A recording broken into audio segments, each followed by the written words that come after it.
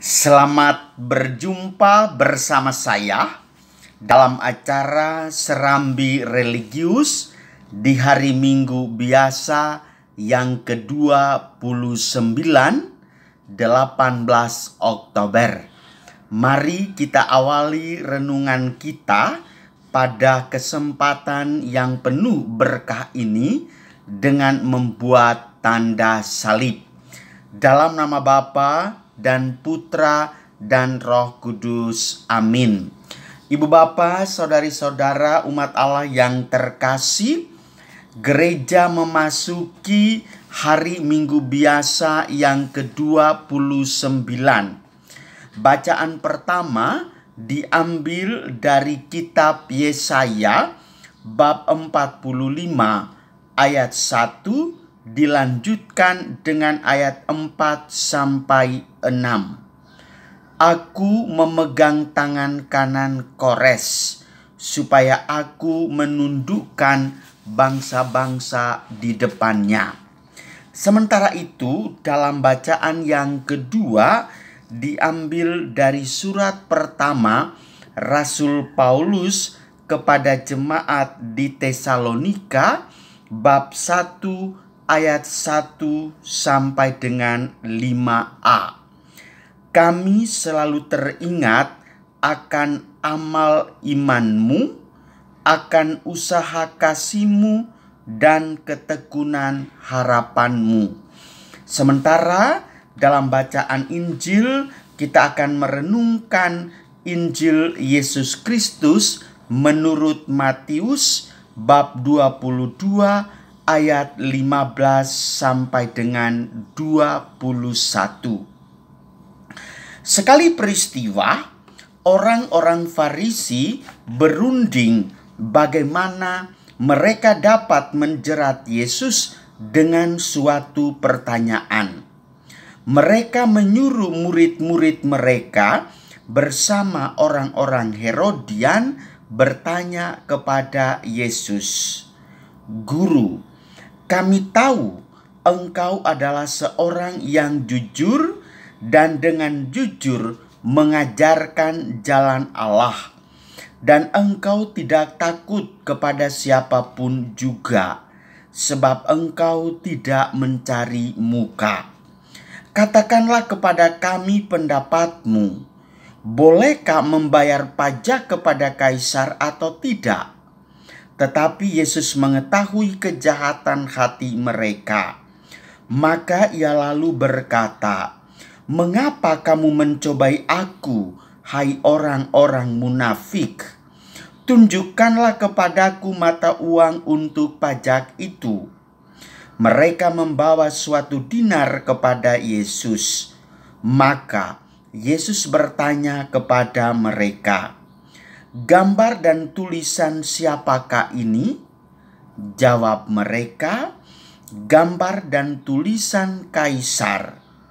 Lalu kata Yesus kepada mereka, "Berikanlah kepada Kaisar apa yang wajib kamu berikan kepada Kaisar, dan kepada Allah apa yang wajib kamu berikan kepada Allah." Demikianlah Injil Tuhan. Terpujilah Kristus.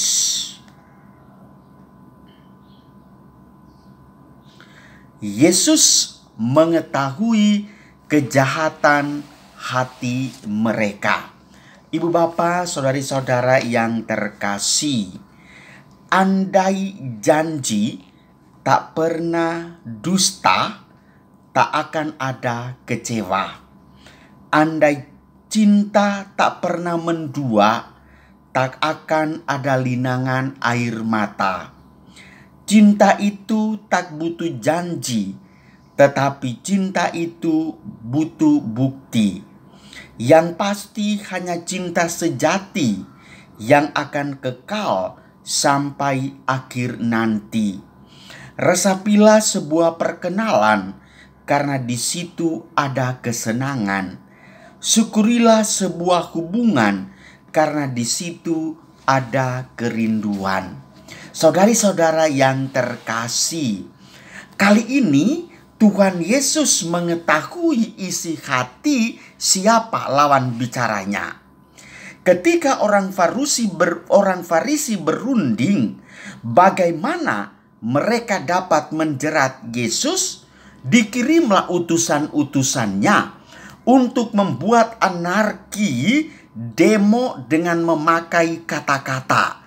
Puji Tuhan, tanpa ada tindakan anarkis dalam bentuk pembakaran, entah itu halte, entah itu ban mobil, rumah ibadah, rumah tempat tinggal, kendaraan bermotor, dan lain sebagainya. Mereka datang mau menjerat Yesus. Hati mereka penuh kebusukan, dan mereka berumpan balik dengan Yesus. Sok-sokan aja, sementara bahasanya sudah terjawab oleh mereka sendiri. Mereka mengatakan, "Kami tahu Yesus, engkau adalah orang jujur yang mengajarkan jalan Allah, dan engkau tidak takut kepada siapapun juga, engkau tidak mencari muka. Tetapi katakanlah kepada kami pendapatmu. Kami membayar pajak kepada Kaisar atau kepada Yesus?" Yesus mengetahui isi hati mereka. Luar biasa. Dan jawaban Yesus di luar dugaan. "Tunjukkanlah uang dinar itu kepada saya. Nah, ini gambar Kaisar. Berikan kepada Kaisar. Ini gambar Tuhan. Berikanlah kepada Tuhan." Jelas posisinya berada di porsi yang proporsional, seimbang.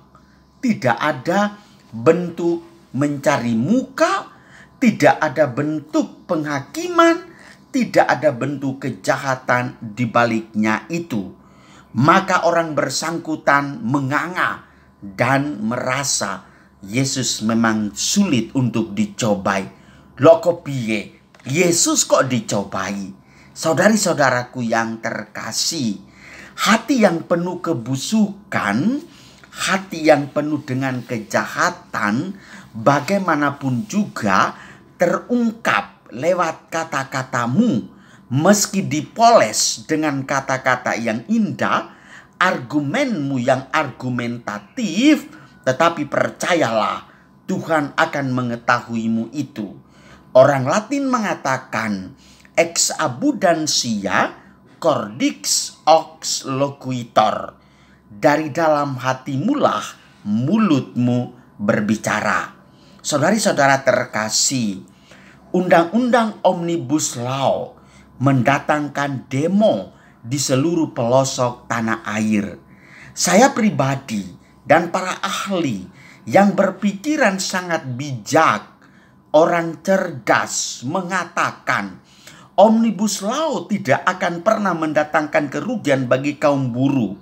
Namun kaum buruh begitu cepat dan begitu menanggapinya secara emosional, dan mereka menghakimi pemerintahan sekarang, DPR sekarang, bahkan mau melelang kantor DPR, mencibirkan para pemimpin, meneriakkan kejahatan-kejahatan di tengah jalan. Sesungguhnya semuanya itu, saudara-saudariku, karena ditunggangi oleh orang-orang tertentu. Sadarlah bahwa pelajarilah Omnibus Law dengan sepenuh hati. Gunakanlah akal budi, selamilah dengan nuranimu, maka di sanalah terdapat mana yang positif, mana yang negatif.